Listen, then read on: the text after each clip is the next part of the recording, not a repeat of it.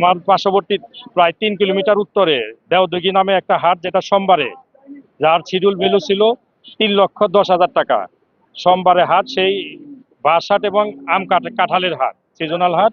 সেই হাটে আহ, আর গরু হাট বসানোর জন্য একটা দুষ্ট চক্র তারা পাইতারা করতেছিল সকাল থেকে। এই কাইতলা হাটে যে সমস্ত এই ব্যাপারীগণ আসতেছিল, তাদের কিছু কিছু গরুর গাড়ি আটকিয়েছিল, এবং ব্যাপারীরা যখন ওখানে গরু নামাইতে অস্বীকার করছিল, তাদের গায়ে হাত তুলছে, গরুর ট্রাকের গ্লাস বাড়ি মেরে ভেঙেছে।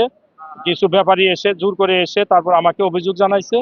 এই জন্য আমি প্রশাসনের দৃষ্টি আকর্ষণ করি, এর সুবিচার চাই। যেহেতু কাইতলা হাটটা শিডিউল ভ্যালু ছিল ৩,59,০০,০০০ টাকা, এটা গরু হাট।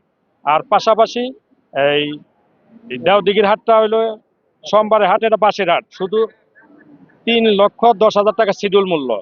সেখানে আমার প্রশ্ন, আপনাদের মাধ্যমে আমি প্রশাসনকে জানাইতে চাই যে শনিবারে কাইতলার হাট বসে, পাশাপাশি তক্তারচালা একটা হাট বসে, সেটা স্বাভাবিক কাঁচা বাজারের হাট, সেখানে গরু হাট না। এই তক্তারচালা হাটের ১ কিলোমিটার উত্তরে হলো দেওদিঘি হাট, সেটা বসে সোমবারে। এই কাইতলা হাটকে ধ্বংস করার জন্য একটা চক্র অপপ্রচার চালাচ্ছে যে কাইতলা হাট আমরা ধ্বংস করব, কাইতলা হাটের ইজাদারকে আমরা সফল হতে দিব না, কাইতলা হাটের রাজস্ব আমরা আদায় করতে দিব না, আমরা দেওদিঘি হাট বসাবো।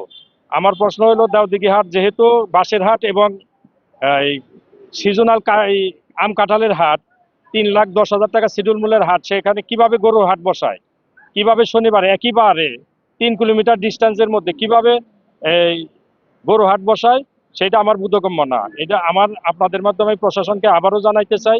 আমার চাওয়া, এখানে আমার কাইতলার হাটটা জানি সুষ্ঠুভাবে পরিচালনা করতে পারি।